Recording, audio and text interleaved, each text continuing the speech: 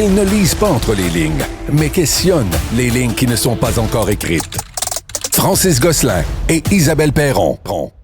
Isabelle, il y a quand même pas mal de nouvelles là, autour de Christine Fréchette aujourd'hui. Donc, elle annonce déjà se présenter finalement dans Trois-Rivières. Elle va briguer les suffrages dans cette circonscription. Mais c'est pas la première fois qu'on en parle, parce que même en saison régulière avec Stéphanie Touga, il y avait des rumeurs où on se posait la question, est-ce que Christine Fréchette pourrait se présenter dans cette circonscription-là, celle qui s'est fait élire pour la première fois en 2022. Moi, je trouve que c'est une bonne stratégie pour elle parce qu'elle vient de Trois-Rivières. On sait que la CAQ s'est fait reprocher de ne pas être présent en région. Il y a plusieurs régions qui sont déçues des 8 dernières années où ils avaient placé sur la place publique qu'ils allaient être présents pour les régions. Plusieurs se sont sentis pas important pantoute. De se présenter à Trois-Rivières, je trouve que c'est un message qu'elle envoie de se dire, mais regarde, moi, la Mauricie, je l'ai tatouée sur le cœur. Je pense que pour elle, c'était la place où aller. Oui, en même temps, elle n'a pas passé particulièrement de temps là-bas. Je veux dire, mais elle a fait son point de presse là-bas pour annoncer qu'elle serait... Je suis sûr qu'elle était capable d'aller parler dans un micro là-bas, là, mais je veux dire, tu sais... Mais c'est symbolique. Oui, mais elle représente une autre circonscription. Tu sais, je trouve ça... Je suis toujours un peu mal à l'aise quand des gens comme ça, tu sais, qui sont élus pour représenter une partie de la géographie, du peuple, etc., ils choisissent par un clair opportunisme, puis tu sais... Qui n'est pas opportuniste en politique? Non, mais c'est parce qu'elle a peur de ne pas être élue dans Sanguinet. Là. Je veux dire, c'est Battle River Crowfoot pour Pierre Poilievre. Tu comprends? C'est le même partout, dans le sens où si tu as plus de chances de te faire élire dans un... tu vas le faire. Tout le monde le fait dans n'importe quel parti. Mais de changer en cours de route, je sais pas. Tu sais, comme je te dis, Pierre Poilievre, là, qui s'est fait défaire dans une circonscription, puis qui est allé se représenter dans une autre pour se faire élire parce que c'était totalement conservateur. C'est-tu démocratique, ça? Je sais pas. Moi, ça alimente... C'est pas illégal. OK, je comprends, mais tu sais, il y a des affaires qui sont pas l'éthique, illégales. Mais c'est pas illégal. Elle a le droit de le faire. Je me dis, la CAQ était dans une mauvaise posture. Ils veulent essayer de reformer le gouvernement lors de la prochaine campagne électorale. Ils cherchent à se faire élire. Il y avait l'espèce d'effet Christine Fréchette qui ne s'essouffle pas tant que ça. T'sais, ils ont quand même remonté pas mal avec sa présence. Cet été, c'est assez tranquille dans les annonces. Et là, on a fait quelques-unes et commence à présenter des candidatures parce que c'est ce qui lui était reproché aussi, de se dire, il me semble que les partis commencent à nous proposer des candidatures intéressantes. La CAQ, où es-tu? Nous, on a beaucoup parlé des départs.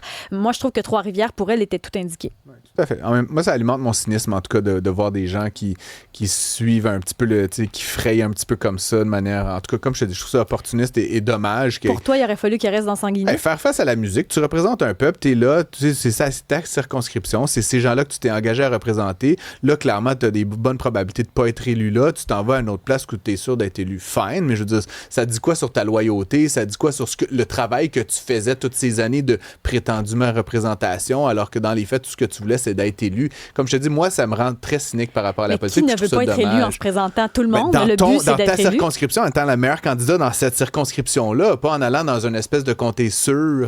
Mais Sébastien dit un bon point. Hey, c'est pas fait à Trois-Rivières. Christine Fréchette, par acclamation, on sort la CAQ. Hey, attends-moi une seconde. Ici, en onde, avec toi, je vais prendre un pari.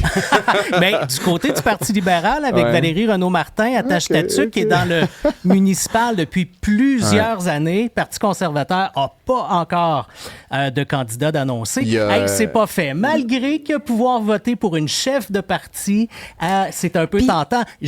Je me demande pour qui je vais voter. Mais tu as raison, Sébastien, parce que Valérie Renaud-Martin était à l'Hôtel de Ville. Après, elle est devenue animatrice à la radio Parler de Trois-Rivières. Elle est dans la sphère publique. Elle est connue. Là-bas, sa candidature vaut quelque chose. C'est très belle. Très belle candidature. Il y a un auditeur qui nous écrit « C'est un aveu de faiblesse et un sauve qui peut pour Mme Fréchette ». Ça résume bien ma pensée. On va joindre une experte en matière de politique québécoise, Lani Dufour. Vous la connaissez, c'est notre chroniqueuse quotidienne. Elle se passe presque de présentation, Lani, maintenant. Toi, si tu avais à trancher... C'est une semaine qu'elle est là. Je pense de présentation. Si tu avais à trancher là, entre Isa, Sébastien et moi, là, comment tu vois ça de ton côté, là, ce changement soudain de circonscription? Ben, je vous trouve quand même très positif par rapport aux résultats qu'il pourrait avoir dans Trois-Rivières, parce que quand on regarde Québec 125, elle est beaucoup plus encline en ce moment à remporter Sanguinet que Trois-Rivières. Historiquement aussi, c'est un comté qui n'était pas nécessairement favorable à la CAQ. Là, on enlève les 2 dernières élections parce que la CAQ avait raflé la majorité des sièges, mais quand même, l'électorat caquiste, on ne sait plus il ressemble à quoi. Parce qu'il a été longtemps dans les couronnes. C'est ce qui les a fait aussi en 2018 gagner, 2022 aussi. Et là, si elle quitte Sanguinet, qui est dans le 4-5-0, s'en va à Trois-Rivières, c'est une décision, certes, c'est opportuniste.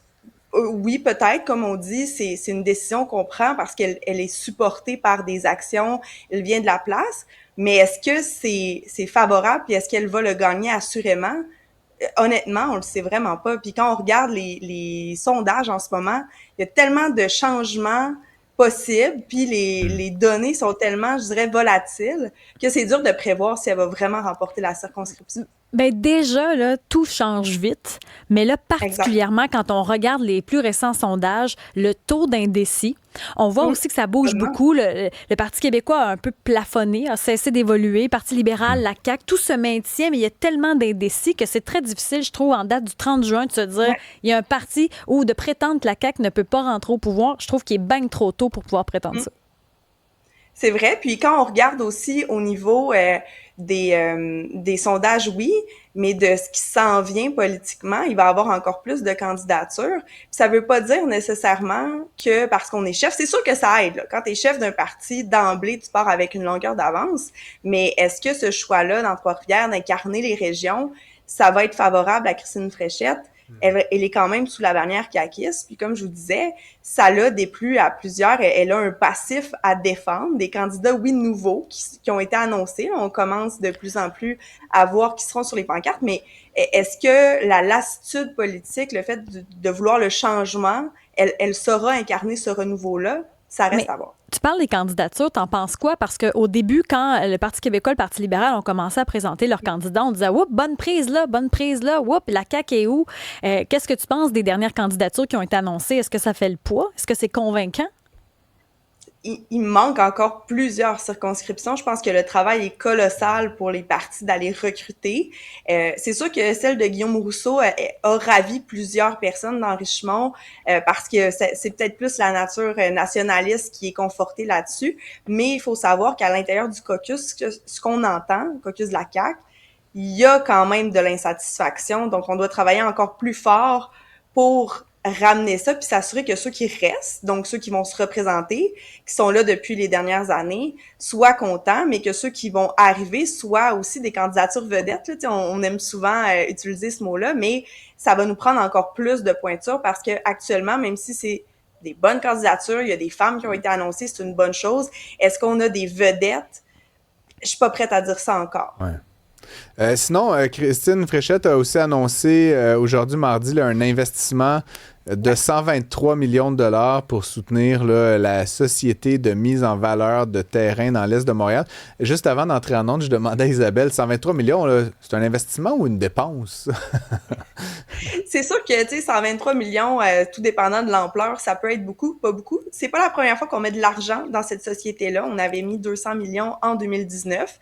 Ce qu'il faut savoir, c'est qu'au Québec, on n'est pas dans un enjeu d'espace. Il manque pas de terrain. Il manque d'énergie, de puissance, parce que des projets, il y en a à pu finir. Puis la fameuse cassette là, d'emploi, de créer des emplois payants, on est à un taux de chômage qui est tellement bas que quand même bien qu'on en crée des emplois, on n'a pas de ressources pour voir ces emplois-là. Les entreprises manufacturières et de tous les secteurs même essaient d'aller chercher des travailleurs étrangers, d'aller avec l'immigration combler ces places-là. Puis de l'autre côté, on veut la réduire, l'immigration. Donc, est-ce que c'est cohérent? Est-ce qu'on peut encore utiliser ça comme un argument? Je doute de ça, mais ce qu'il faut savoir, c'est que c'est Christine Fréchette.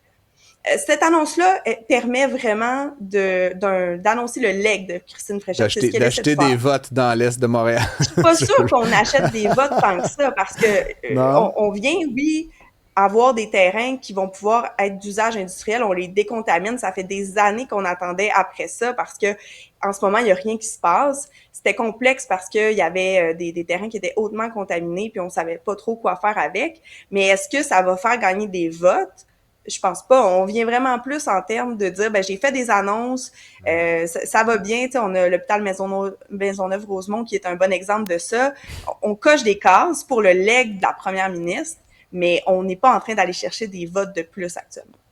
Ça fait 20 ans qu'il se passe rien dans l'Est, mais là, 3 jours avant l'élection, vite, 100 Mais millions, tous 3 les millions, 20 partis millions. font ça. Ouais, je Tout sais, le monde mais fait ça, c'est pas surprenant. je ressors de ces journées, Mais on n'est pas jour après niaiseux, on jour, le sait. plus cynique que la veille. C'est une stratégie, on n'est pas niaiseux. Voilà, c'est la vie. Que voulez-vous? Merci beaucoup, Lani Dufour. Toujours un plaisir de t'avoir avec nous. Bonne journée.